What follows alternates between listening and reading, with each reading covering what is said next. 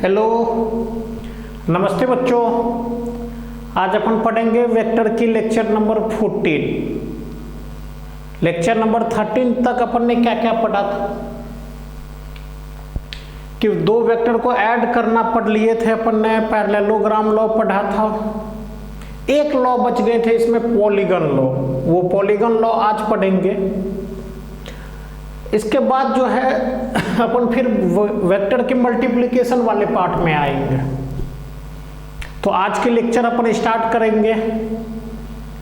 उससे पहले जो है आपने लेक्चर नंबर 1 से लेकर के लेक्चर नंबर अगर 13 तक आपने कंटिन्यूअसली पढ़ा होगा, तो हमने सब कुछ पढ़ा। वेक्टर का एडिशन, सब्ट्रैक्शन, एंगल कैसे निकालते हैं, ये सारी चीजें। आज की क्लास हम उसके आगे स्टार्ट करेंगे। और आप सभी हमको जानते होंगे, अक्षित सर। फिजिक्स पढ़ेंगे एकदम बेसिक नॉलेज से, जीरो से लेकर के अपन जे एडवांस के लेवल तक पहुंचेंगे। कंडीशन यही है आपका कि आप लेक्चर मिस नहीं करने हैं। अगर आपने पूरा 100% पूरा लेक्चर कवर किए तो आपको चीज़ें समझ में आएगी, इस बात की गारंटी मैं लेता हूँ। तो सबसे पहला काम आपको बस आपसे एक ही चीज़ मांग रहे हैं, क्या आप चैनल को लाइक और सब्सक्राइब कर दो, और आपके फ्रेंड है या कोई भी है उसको शेयर कर दो। अगर आपको वीडियो समझ में आते हैं, लेक्चर समझ में आ रहे हैं, तो बस ये काम करना है कि ये लेक्चर को कोशिश करने की ज़्यादा से ज़्यादा लोगों तक पहुंचाने। जितना ज़्यादा लोगों तक पहुंचेगा ये, उतना भी अपने को फायदे होंगे, आपको भी फायदे होंगे। लेक्चर आपको कंटिन्यूअसली पूरे फिजिक्स के मिलेंगे इस पे। तो आज हम पढ़ने वाले हैं वेक्टर की लेक्चर नंबर 14। वेक्टर की अपन कौन से लेक्चर पढ़ रहे हैं? 14।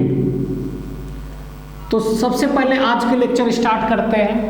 आप हेडिंग लिखो पॉलीगन लॉ। पॉलीगन लॉ, ये कौन सा लॉ आ गया? बहुत सिंपल है।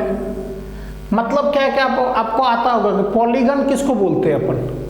अगर पॉलीगन के बारे में मैं आपसे पूछूं तो किसको बोलते हैं पॉलीगन, बता सकते हो आप?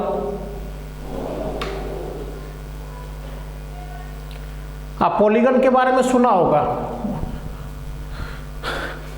देखो, पॉलीगन का मतलब होता है जैसे मान लो 3 साइड से घिरा हुआ जो एरिया होता है उसको बोलते हैं ट्रायंगल। 4 से जो घिरा हुआ रहता है उसको बोलते हैं रोम्बस। सही है कि नहीं? 5 से जो होगा पेंटागोन, 6 से जो होगा हेक्सागोन। उसी तरह नाम से लग रहा है कि ये पॉलीगोन है, तो मतलब कितने होंगे? बहुत सारे एरिया। मान लो अगर हमको किसी भी दो वेक्टर को जोड़ना है तो हम ट्रायंगल लॉ से जोड़ सकते हैं या पैरेललोग्राम लॉ से जोड़ सकते हैं। बट अगर मान लो मेरे पास 3, 4, 5, 10 वेक्टर है, जैसे एग्जांपल मान लो ये ए वेक्टर, देखते चलना, ऐसा है बी वेक्टर, ऐसे है सी वेक्टर, ऐसा है डी वेक्टर। अगर मान लो इन सभी वेक्टर को हमको ऐड करना है तो ये लॉ क्या बोलता है? इस लॉ के अनुसार क्या करते हैं कि सबसे पहले आप एक वेक्टर को ड्रॉ करो। देखना, मैं ड्रॉ करता हूं। ए वेक्टर को ड्रॉ कर लेते हैं। ऐसा ही है ए वेक्टर। इसके बाद करो क्या कि दूसरे वेक्टर का, बी वेक्टर जैसे मान लो यहाँ पे, बी वेक्टर की टेल को ए वेक्टर की हेड पे रखो, पैरेलल शिफ्ट करके। कुछ ऐसा है, देखो बी वेक्टर, तो इसको मैंने बी वेक्टर बनाया। अच्छा, फिर क्या करना है? बी वेक्टर की हेड पे सी वेक्टर का टेल रखो। देखो ऐसा है कुछ, सी वेक्टर। अगर मान लो इसके बाद भी डी वेक्टर है, तो डी वेक्टर की टेल को फिर कहां पर रखो? सी वेक्टर के हेड पे, डी वेक्टर। और पहले वाले वेक्टर की टेल को दूसरे वाले वेक्टर की हेड से मिलाएंगे। देखना है, अगर ये जो है यही रिजल्टेंट है इन सब वेक्टर का। देखना, A vector plus B vector plus C vector plus क्या, डी वेक्टर। सर मान लो अगर अभी तो 4 वेक्टर को ऐड कर रहे, 5 होता तो, अगर 5 वेक्टर होंगे तो और बनाते, 6 होता तो और बनाते, 10 होते तो और बनाते जाते। ये कब देखो, एक वेक्टर की हेड पे दूसरे का टेल को रखो, दूसरे के हेड पे तीसरे की टेल को रखो, ऐसे करते रहो कब तक, जब तक लास्ट वाला वेक्टर नहीं आ जाए। अगर एक बार लास्ट वाला वेक्टर आ गए तो पहले की टेल को दूसरे लास्ट वाले की हेड से मिलाओ, तब जो वेक्टर बनेगा उसी को हम क्या बोलते हैं, रिजल्टेंट वेक्टर, इन सभी वेक्टर का सम। और ये रिजल्टेंट वेक्टर जो है, ये रिजल्टेंट वेक्टर इन सभी वेक्टर का सम होगा। बट ध्यान रखना एक चीज का, हम इसकी मैग्नीट्यूड थोड़ा प्रॉब्लम होगी लिखने में, ये लेंथ निकालने में। हम कर क्या सकते हैं देखते हैं। एक्चुअल में ध्यान से देखोगे ना तो पॉलीगन लॉ से ही आता है, कौन सा, पॉलीगन लॉ ट्रायंगल लॉ से ही बना है। जैसे मैं आपसे एक बात बोलता हूं, देखते चलना इधर, ये वेक्टर ए है, ए वेक्टर है, ऐसा है बी। तो सोच करके देखो इस वेक्टर को ट्रायंगल लॉ से क्या नाम देंगे, ए प्लस बी, सही है ना। देखना फिर ऐसे है सी, तो देखना इस वाले वेक्टर का क्या नाम होगा, इस वाले का सी। तो सोचो इसको क्या लिखेंगे हम, ए प्लस बी वेक्टर के हेड पे सी का टेल है, तो ये क्या कहलाएगा, ए प्लस बी प्लस सी, ए plus B plus C vector, ये है,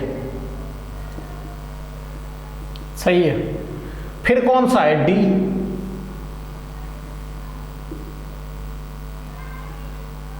ये डी वेक्टर है। तो ये वाला वेक्टर क्या होगा, A plus B plus C plus D vector. तो सिंपल सा है, देखो ट्रायंगल लॉ की हेल्प से ही हमने क्या बनाया है, पॉलीगन लॉ। पहली बात कि पॉलीगन लॉ की जरूरत क्यों पड़ी, पॉलीगन लॉ इसलिए पढ़ रहे अगर मान लो हमको 2 से ज्यादा नंबर ऑफ वेक्टर को ऐड करना हो, तो ट्रायंगल लॉ से तो 2 वेक्टर को ही जोड़ सकते हैं, बट पॉलीगन लॉ से 2 से ज्यादा नंबर ऑफ वेक्टर को हम क्या कर सकते हैं, ऐड कर सकते हैं। पहली बात तो क्लियर है। क्या पॉलीगन लॉ से मैग्नीट्यूड निकालना आसान है, नहीं, मुश्किल है। पॉलीगन लॉ से मैग्नीट्यूड निकालना मुश्किल है, बट डायरेक्शन हमको मिल जाएगा, समझे। पॉलीगन लॉ से हमको डायरेक्शन मिल जाएंगे, ये बात है। उसके बाद जो है पॉलीगन लॉ में जितने नंबर ऑफ वेक्टर होंगे उतने सबके हेड पे दूसरे का टेल रखते चलो और ये काम करते चलो। मैं लिखता हूं इसके बारे में, पॉलीगन लॉ के आगे लिखो, put the tail of second vector, लिखो मेरे साथ में आप, second vector on the head of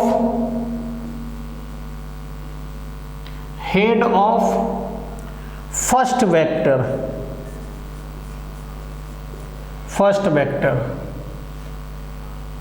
सही। सेकेंड वेक्टर का टेल को कहां पर रखने हैं, पहले वाले वेक्टर के हेड पे, एंड लिखा again put the tail of third vector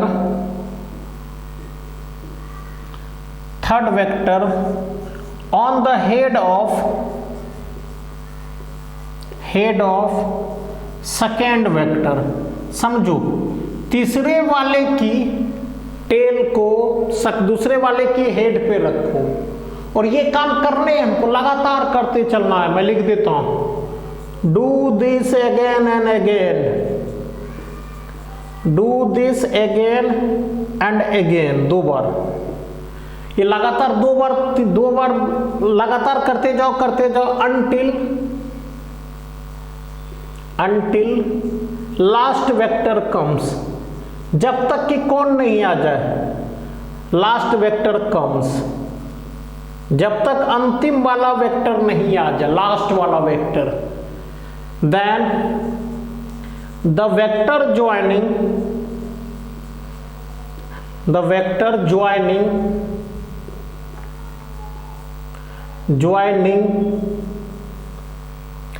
tail of first vector to the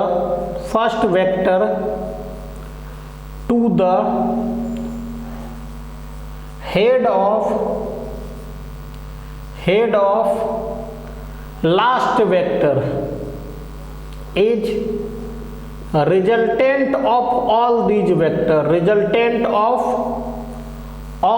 vector लिख लो all these vector। ये जरूरी नहीं है, इतना लैंग्वेज रटना जरूरी नहीं है। ऐसा नहीं कि हम रात में बैठ करके इसको रट रहे पुट द टेल ऑफ ऐसे नहीं रटने। सिंपल सी बात है कि अगर मान लो ये 2 3 4 वेक्टर है, हमको ये सब वेक्टर को हमको ऐड करना है, तो कैसे ऐड कर सकते? ये टेल है, ये हेड है, पहले के हेड पे दूसरे का टेल रखे, दूसरे की टेल को हेड पे तीसरे का टेल रखे, इसको अगर इससे मिलाएंगे तो यही रिजल्टेंट होगा। बस इतना बात याद रखना। और ये लॉ जो है, जिस लॉ से हम ये काम कर रहे हैं, ये लॉ क्या कहलाता है? Polygon law. आप इसको नोट कर लो, पूरा जो बोर्ड पे लिखे इसको पूरा नोट कर लो। हो गया?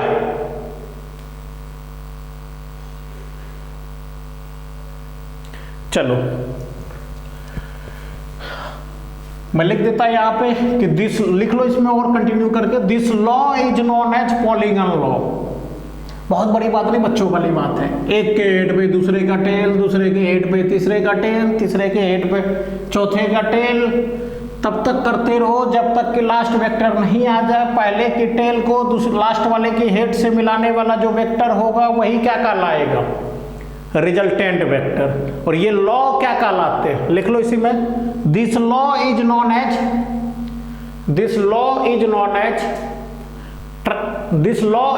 As polygon law. लिखा? चलो हम आगे बढ़ते हैं। सर ये बात तो समझ में आ गई, अब हमको ये सीखना है कि सर इसका यूज बताओ आप। यूज है फिजिक्स में बहुत कम जगहों पे, 1 2 जगह ऐसे मिलेंगे जहां इसका यूज है। आगे जा करके कम मिलेंगे, थोड़े ज्यादा यूज नहीं है। जैसे देख लो, अगर मैं बोलूं कि सर ये ए वेक्टर है, ये बी वेक्टर है, ये सी वेक्टर है, देखना सही है। देखो जहां से चले थे वापस वहीं पे आ गए, तो हम क्या लिख सकते हैं? ए वेक्टर प्लस बी वेक्टर को क्या किसके बराबर लिख सकते हो? Minus C vector. देखो इसकी एरो अगर इधर रहता तो ये C vector minus C vector होता। मतलब क्या है कि A vector plus B vector किसके बराबर है? Plus C vector null vector के बराबर। कि जहां से पहला वेक्टर स्टार्ट हुआ और लास्ट वाला वेक्टर वही आकर के समाप्त हो जाए, तो ऐसे वेक्टर को इसका रिजल्टेंट क्या होगा? Null vector, zero resultant. तो ये थोड़ा सा जरूरी पॉइंट है जिसको आप लिख सकते हो। एक्चुअल में ये ट्रायंगल लॉ का ही अगला वर्जन है। मान लो 2 वेक्टर को जोड़ना है, ये ए ये बी, तो ट्रायंगल लॉ में क्या करते थे? पहले के टेल को दूसरे से मिलाते थे, तो यही आर वेक्टर था। सोचिए एक और आ जाता, तब इसको लिखते ए प्लस सी, फिर एक और आ जाता था ए प्लस डी, फिर एक और आ जाता था ए प्लस एफ। तो ऐसे करते जाएंगे ए से लेकर एफ तक का रिजल्टेंट। समझ में आई? इसको बोलते हैं हम क्या? Polygon law. बहुत ज्यादा कुछ इसमें नहीं है, अपन इससे आगे बढ़ेंगे।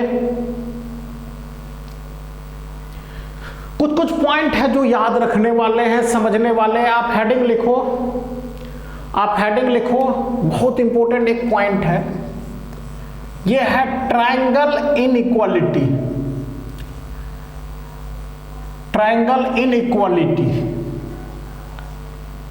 सही है। ट्रायंगल इनइक्वालिटी ये क्या होता है समझते हैं। पहली बात एक चीज देखना कि अगर मैं बात करूं कि दो वेक्टर का सम, ये ए वेक्टर है, ये बी वेक्टर है, और ये है मेरा सी वेक्टर या आर वेक्टर लिख देता हूं। तो आर वेक्टर कितना है, ए प्लस बी वेक्टर। बोला जाता है कि दो वेक्टर और उसका रिजल्टेंट हमेशा क्या बनाएगा, एक ट्रायंगल। देखो बना रहा है कि नहीं, ये ट्रायंगल है कि नहीं, देख लो इधर, ये ट्रायंगल है कि नहीं। Two vector and their resultant always form a triangle. दो वेक्टर और उसका रिजल्टेंट हमेशा क्या बनाता है, मैं लिख देता हूं, two vectors and their resultant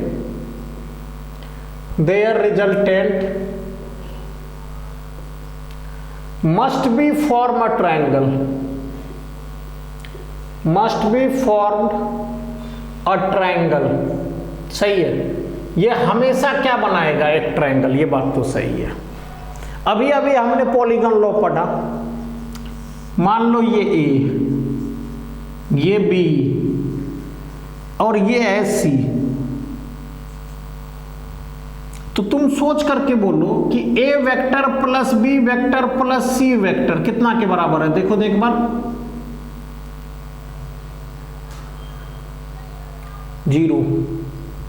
null vector जहां से चले थे हम वही पहुंच गए, जहां से चला था वही पहुंच गया, तो ये कितना के बराबर है, एक नल वेक्टर।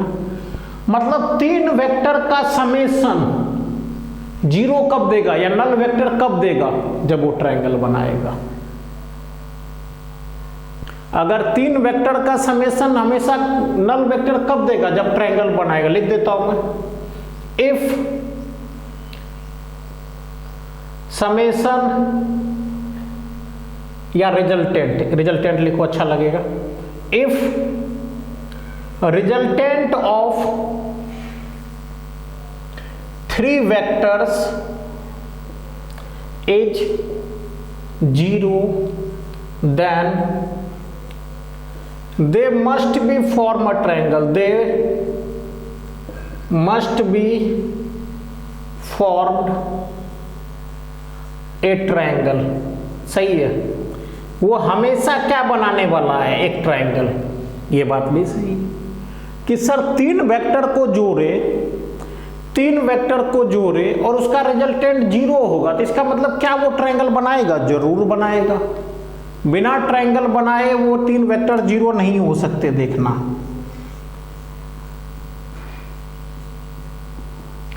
सही है, इसलिए बोला जाता है कि जैसे ट्रायंगल इनइक्वालिटी, इसका नाम क्यों पड़ा ये अभी समझ जाओगे आप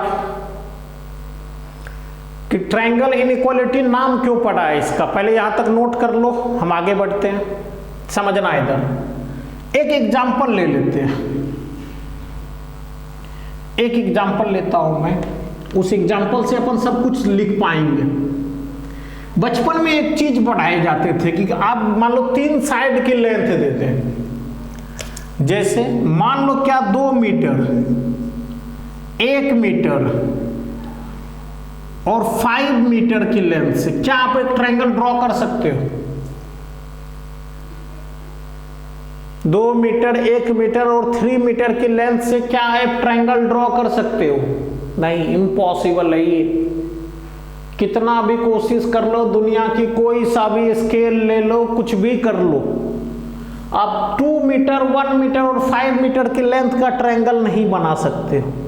ये कैसे हो गया, बचपन में सिखाए गए होंगे आपको 7th 8th क्लास में कि अगर ट्रायंगल बनाना है तो किसी भी 2 का सम कर लो, तो 5 + 1 कितना 6 और डिफरेंस कर लो 4 और 6 के बीच में ये तीसरा साइड होना चाहिए।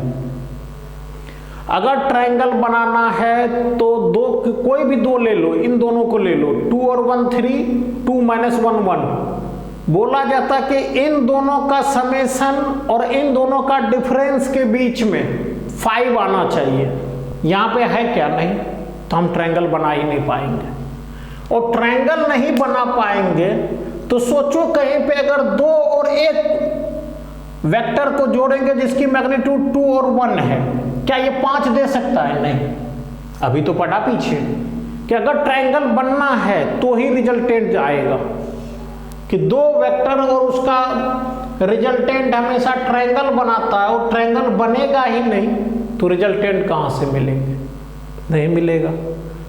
तो यहाँ पे एक बात आती है, इसको ट्रायंगल इनइक्वालिटी क्यों बोला गया है ना, वो देखेंगे।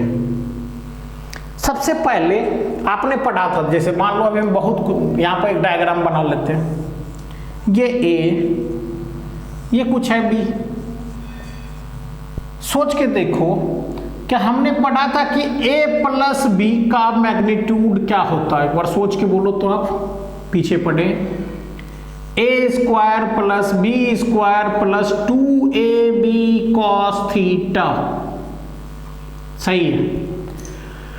अब सर एक चीज बताना कि अगर मैं आपसे पूछूं कि देखो a प्लस बी की मैग्नीट्यूड का मैक्सिमम वैल्यू कब होगा, सोचो तो इस इक्वेशन में मैक्सिमम कब होगा। a और b तो कांस्टेंट है, क्या वेरिएबल है, एंगल, एंगल, एंगल।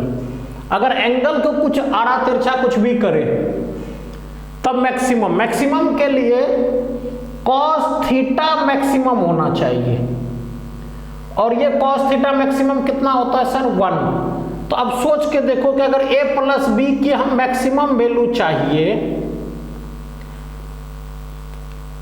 और ये थीटा बराबर 0 है, यहाँ पर लिख देता हूं मैं, cos थीटा की वैल्यू क्या होती है, 0 डिग्री पे, तो ये कितना आ जाएगा देखो तो, a square plus B square plus 2ab, सही है। अच्छा तो ये क्या, ये किसका स्क्वायर है, a प्लस बी का होल स्क्वायर है, तो बाहर क्या आ जाएगा देखो तो, a प्लस बी, सही है। मैक्सिमम तो इतना है। अच्छा सर मुझे बताओ मिनिमम कितना है, कि अगर a प्लस बी की मिनिमम वैल्यू चाहिए तो इसके लिए cos थीटा की मिनिमम वैल्यू चाहिए, और cos थीटा की मिनिमम वैल्यू कितना होता है, -1, सही है, क्योंकि ये ऐड हो रहा है इसमें ये वाली टर्म, तो -1 रखोगे तो यहां पे क्या आ जाएगा देखना तो, अगर a प्लस बी की मिनिमम वैल्यू चाहिए तो ये क्या लिखा जाएगा देखना, a का स्क्वायर प्लस b का स्क्वायर -2ab। अच्छा ये क्या है, ये क्या है, ये देखो तो, ये तो a माइनस बी का होल स्क्वायर है, तो चलो तो ये a माइनस बी। अच्छा ये सब भूल मत जाना, ये सब मैग्नीट्यूड है, सिर्फ a लिखा है तो मैग्नीट्यूड है। बट सर एक डाउट है मेरे मन में, क्या, हमने तो ये पढ़ा है कि ये मिनिमम नहीं हो सकता, हो सकता है क्या, मतलब मिनिमम बोल रहा हूं मैं, निगेटिव नहीं हो सकता। अगर कोई वेक्टर है जिसकी मैग्नीट्यूड को तुम क्या कर दो, इस ये 2 है ये 3 है, तो 2 - 3 करोगे तो -1 तो हो नहीं सकता है। ऐसी कंडीशन के लिए बोला जाता है कि आप इसको एक मोड के अंदर लगा दो।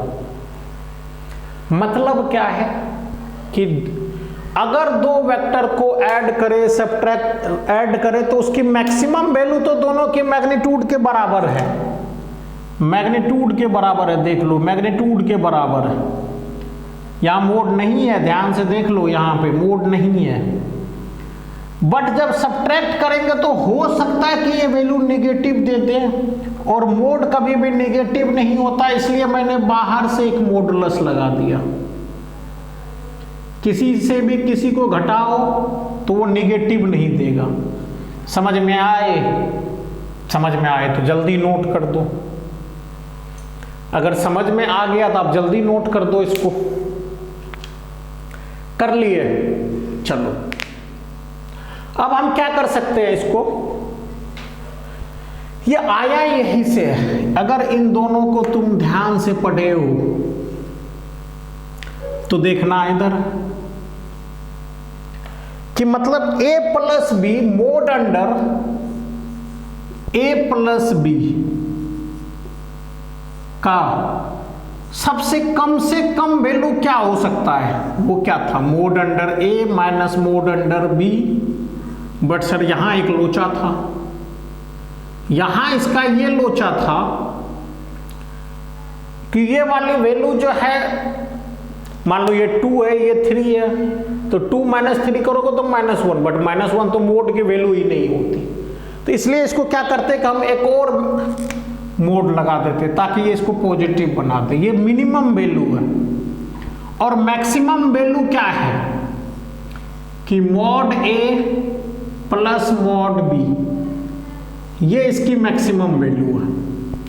मतलब दो वेक्टर को अगर जोड़ोगे तो इसकी सबसे मैक्सिमम वैल्यू क्या हो सकती है? दोनों को डायरेक्ट मैग्नीट्यूड वाइज जोड़ दो। और सबसे कम किधर हो सकता है?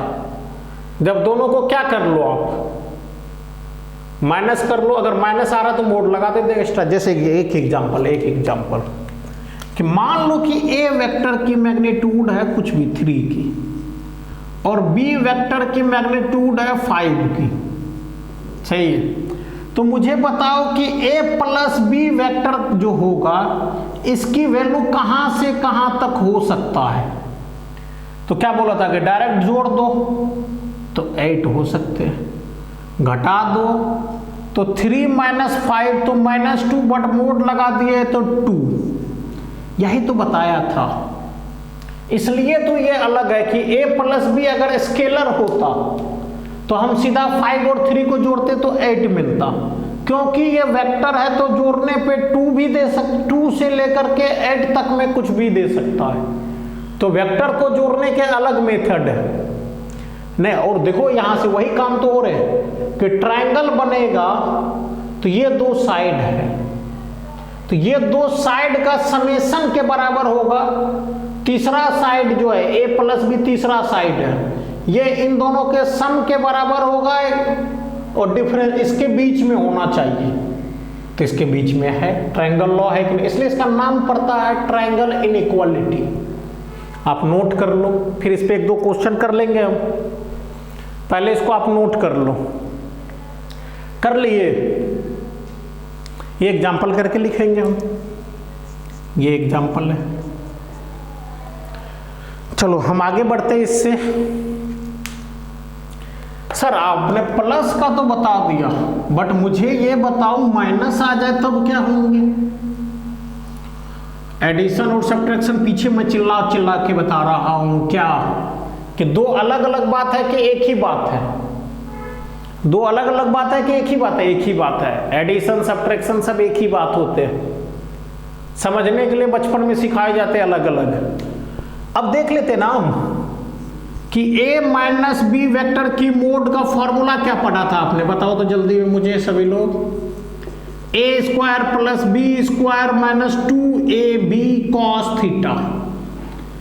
तो सोच के देखो ये चीज माइनस हो रहा है। अगर इसको मैक्सिमम होना है, a माइनस बी को मैक्सिमम होना है, तो इसका मतलब जो घट रहा है ये कम घटना चाहिए ना।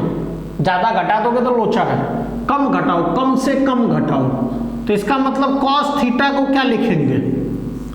इसको मैक्सिमम होने के लिए cos थीटा को मिनिमम होना पड़ेगा, और ये मिनिमम होता है कितना? -1।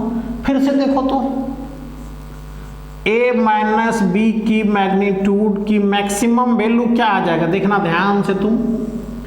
a² प्लस b² -1 माइनस तो प्लस बना देगा +2ab। अच्छा ये क्या? ये तो पहले जैसे आ गए।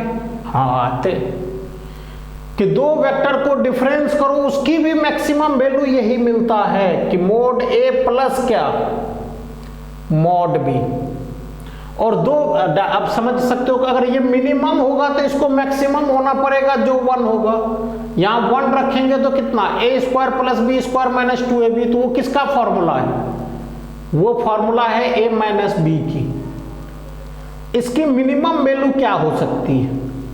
यहां देख लो, इसकी मिनिमम वैल्यू हो सकती है a से लेकर के कहां तक? b तक। बट यहां सर एक दिक्कत है, ये 2 हो जाए, ये 3 हो जाए तो -1, जबकि हम जानते हैं कि मोड नेगेटिव नहीं होता। तो इसके लिए एक और मोड लगा देते हैं। अगर मैं बोलूं कि बताओ मुझे अब a माइनस बी, ये वेक्टर का वैल्यू कहां से कहां तक? तो मैक्सिमम होता है क्या? a plus B. मिनिमम होता है क्या? a minus B.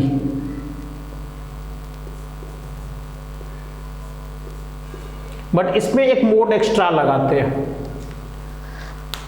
I hope कि आपने ये सारी चीजें समझे होंगे। नाम क्यों पड़ा है ट्रायंगल इनइक्वालिटी? रीजन है क्योंकि बिना ट्रायंगल बनाए हम वेक्टर को ना तो ऐड कर सकते और ना ही सबट्रैक्ट कर सकते। सही बात है ना? अगर ट्रायंगल बनाएंगे ही नहीं तो फिर ना तो हम वेक्टर को ऐड कर सकते और ना ही वेक्टर को क्या कर सकते हम सबट्रैक्ट कर सकते। तो इसलिए हमने क्या बोला कि आप वेक्टर को क्या करो, ट्रायंगल बनाओ। ट्रायंगल कैसे बन सकता है? इसमें भी ट्रायंगल बनेगा।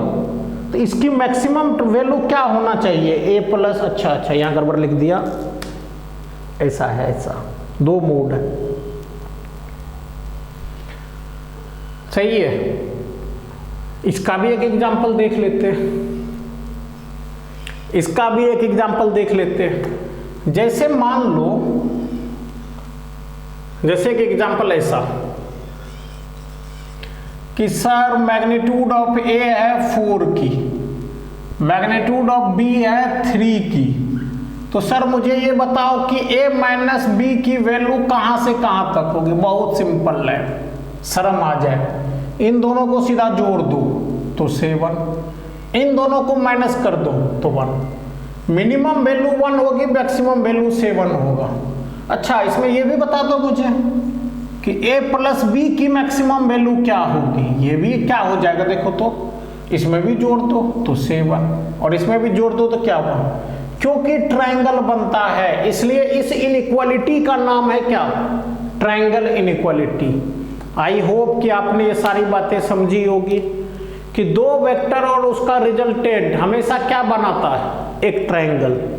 अगर 3 वेक्टर का सम 0 है तब भी वो क्या बनाएगा? एक ट्रायंगल। समझ गए? तो ट्रायंगल इनइक्वालिटी इसलिए इसका नाम पड़ा है। a प्लस बी बोलो या a माइनस बी बोलो, ये दोनों किसके बराबर होते हैं? 1 to 7, 1 to 7। आप इसको नोट कर लो। एक क्वेश्चन करते हैं, एक क्वेश्चन करते हैं इससे रिलेटेड, फिर अपन आगे बढ़ जाएंगे। एक क्वेश्चन करते हैं अपन इससे रिलेटेड, फिर अपन आगे बढ़ जाएंगे। देखना इधर, क्वेश्चन है which combination of force, which combination of force can give zero resultant?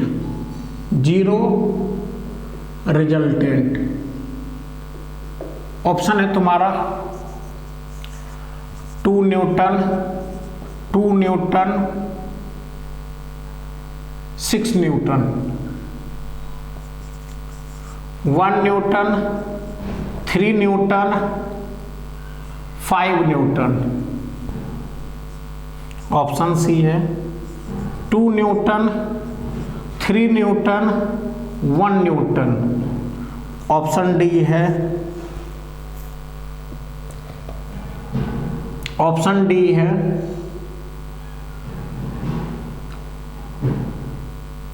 1 Newton, 1 newton, 3 Newton.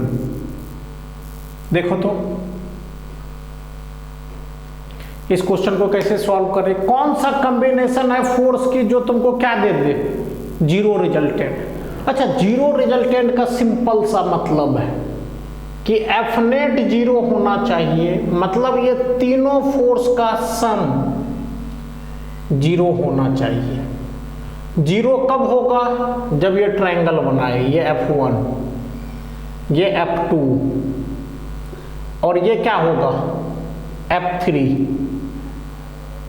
Polygon law से देख लो, जहां से चले थे हम वही पहुंच गए, तो 0 रिजल्टेंट। अच्छा, ट्रायंगल बनाने की कंडीशन क्या था? किसी भी 2 को पकड़ लो, तुम्हारी मर्जी, तुम जिसको चाहो उसको पकड़ लो। चलो इसको, इन 2 को पकड़ लेते, इसको। तो ये दोनों को जोड़ोगे तो कितना हो जाएगा? 4, घटाओगे तो कितना? 0।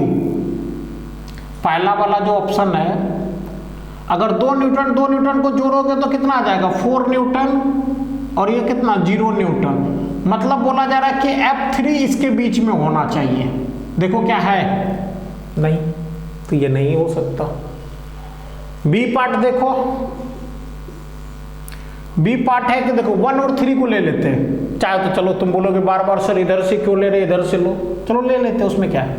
5 3 को जोड़ो, 5 3 कितना है 8। अब F1 को देख रहे हैं, 5 3 को जोड़ेंगे तो 8, 5 3 को माइनस करोगे तो 2। क्या F1 2 और 8 के बीच में है, नहीं है, तो ये भी नहीं। तीसरा को देखो, तीसरा को कैसे देखो, कोई भी 2 ले लो, चलो हम इसको ले लेते हैं, इसको। तो F2 है ना, F2 देखो तो उन दोनों को लोगे तो किसके किसके बीच में होना चाहिए। देखो तो इधर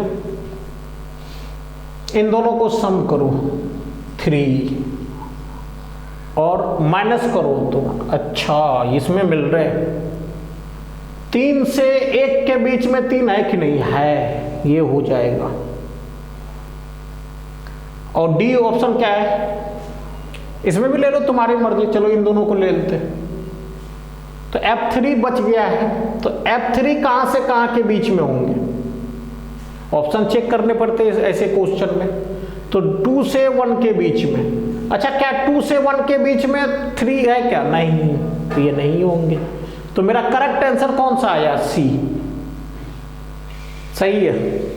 मतलब 2 वेक्टर को जोड़ेंगे या 2 वेक्टर को घटाएंगे तो उसकी मैक्सिमम वैल्यू डायरेक्ट सम के बराबर होगा, मिनिमम वैल्यू डायरेक्ट डिफरेंस के बराबर होगा।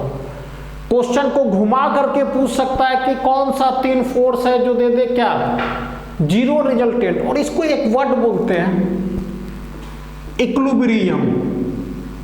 इससे नहीं घबराने पड़ेंगे लॉज ऑफ मोशन में, इक्विलिब्रियम। अगर इक्विलिब्रियम भी बोल देगा ना तो इसका भी मतलब यही है कि तीनों का सम कितना, 0, सही है। तो आई होप कि आप ट्रायंगल इनइक्वालिटी को समझ गए होंगे। यही कहलाता है क्या, ट्रायंगल इनइक्वालिटी, सही है। आगे बढ़े, चलो मल्टीप्लिकेशन ऑफ वेक्टर में थोड़ा सा हम पढ़ लेते हैं, क्या क्या हमको पढ़ना है। एडिशन सब्ट्रैक्शन वेक्टर का हम पूरा 100% पढ़ चुके हैं। कोई भी ऐसा कंसेप्ट नहीं है जो अपने को नहीं आते, हम सब कुछ पढ़े हैं इसका। तो मल्टीप्लिकेशन ऑफ वेक्टर बच गया है इस वेक्टर वाले पार्ट में, बाकी सब कुछ पढ़ लिए हम। तो मल्टीप्लिकेशन ऑफ वेक्टर हेडिंग लिख लो, थोड़ा देख लेते हैं हमको क्या क्या पढ़ना है। मल्टीप्लिकेशन ऑफ वेक्टर, वेक्टर को मल्टीपल कैसे करें। देखो इसको करने के 3 नियम हैं, तीनों को एक एक करके हम पढ़ेंगे। एक होता है, पहले पढ़ने का तरीका इसको समझना पड़ेगा। जैसे 2:2 को 4 बोलते थे, यहां 4 नहीं बोलेंगे। पहला होता है multiple with constant, multiple with constant. ये क्या चीज है सर, जैसे मान लो कि k इंटू ए वेक्टर कर दो और इसको b मान लेते हैं। मैंने a वेक्टर को k से मल्टीपल किया जो कि क्या है, k कांस्टेंट। यहां पे k क्या है, कांस्टेंट। दूसरा होता है, ऐसे लिखते हैं उसको, a डॉट b वेक्टर। पढ़ा जाता है इसको कैसे, इसका नाम होता है डॉट प्रोडक्ट। इसको पढ़ा कैसे जाता है, a vector dot b vector, a dot b ऐसे। और सबसे लास्ट में आता है क्या, क्रॉस प्रोडक्ट। इसको पढ़ा जाता है क्या, a क्रॉस b। ये सबसे ज्यादा डिफिकल्ट होते हैं। डॉट प्रोडक्ट, ये दोनों का यूज बहुत ज्यादा है। इसको पढ़ा जाता है क्या, क्रॉस प्रोडक्ट। तो वेक्टर को मल्टीपल करने के 3 मेथड है, क्या क्या, कांस्टेंट से मल्टीपल कर दो, डॉट प्रोडक्ट कर दो, या फिर क्या क्रॉस प्रोडक्ट कर दो। देखो फिजिक्स में 2-3 चैप्टर है जिसमें ज्यादा यूज आते हैं। जनरली पहले ये टकराएगा हमसे रोटेशन में, और एक बार टकराएगा मैग्नेटिज्म में। अगर किसी से पूछोगे ना कौन सा सेक्शन है जो डिफिकल्ट है फिजिक्स का, तो बच्चे बोलते हैं क्या कि ये क्रॉस प्रोडक्ट। जब ये फिजिक्स में आते हैं तब चीजें थोड़ी डिफिकल्ट होने लगती। डॉट प्रोडक्ट आसान थोड़ा लगेगा, मल्टीपल विद कांस्टेंट भी आसान है। तो आज की क्लास यहीं तक रखते हैं कि अगली क्लास में हम इसको एक एक करके पढ़ेंगे तीनों को। सही है, आज यहीं तक रखते हैं कि अगर आपको लेक्चर पसंद आ रहे हैं तो आप लेक्चर को ज़्यादा से ज़्यादा शेयर कर दो, चैनल को सब्सक्राइब कर दो। किसी भी तरह का डाउट है तो डाउट टेलीग्राम पे पूछ सकते, नंबर मैंने आपको प्रोवाइड कर दिए पिछले लेक्चर में। तो आज यहीं तक रखते हैं। Okay bye.